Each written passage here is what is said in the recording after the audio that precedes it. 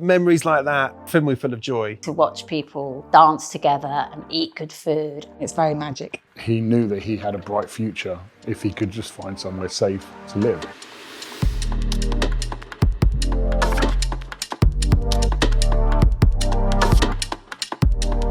My best memories from the early days are the community kitchens that we built in Dunkirk. There were several kitchens built which allowed people in the communities to cook for themselves. Alongside that, we had free shops where the refugees could come and get bread, oil, milk, vegetables, and then be able to cook. Some autonomy on how they could provide for their families. And the thing about Dunkirk, there was a lot more families. So it was really nice to see people come together, cook for themselves. And setting up the kitchens meant that we were giving the refugees, we're empowering them to look after themselves. It was really, really nice. There was a lovely time, a volunteer, she led a dish, which was a sweet dish, and it was a date mahmoul, which is a semolina date cake with rose water. You know, we must have made, I don't know, about 2,000 or 3,000 of these little puppies. Everyone that it was familiar to on service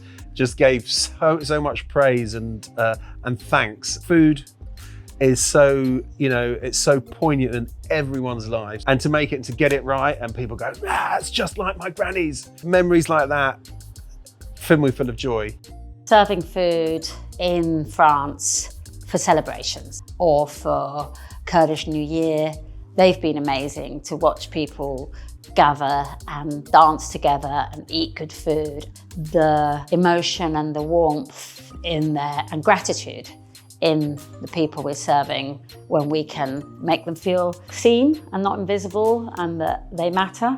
Another joyful thing for me is the volunteers. People that are willing to give up their time and energy to improve society, to make the world a better place, to commit themselves to getting up at silly times in the morning, hard days, going on distribution in the rain and snow, minus temperatures, things like that, and then still have love, so much love, you cannot quantify it. And sometimes you just walk in the kitchen and the atmosphere and the feeling of community and solidarity, and it's very magic. There was a chap in Dunkirk and he came up to me one day and he says, "Are you here tomorrow?" I was like, "Yep, be here tomorrow." And he said, "I'm gonna cook for you. You cook for us every day." And I said, "Okay, look, you know what? Yeah, let's do it." And I remember getting there, we set up the everything and the line was going and there was no issues. And he came up to me and said, "Are you hungry?"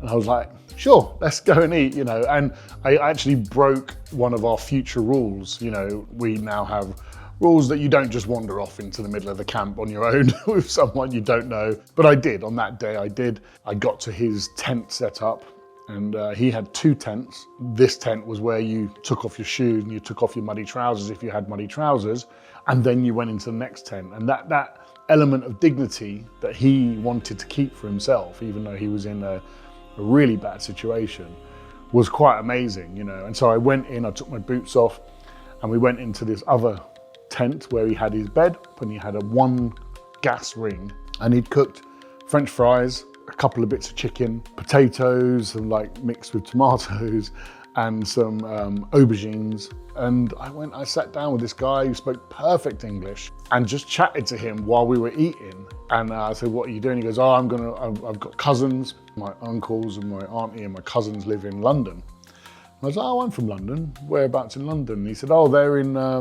Hackney." And I was like, "Well, that's exactly where I'm from. I'm from Hackney." And I said, "What do they do?" He goes, "Oh, they own a restaurant there." And I was like, "I've guaranteed I've eaten in that restaurant." He was Kurdish and they had this restaurant, and it is a restaurant that I've eaten in. And I was like, "That's crazy. I've literally eaten in that restaurant hundreds of times."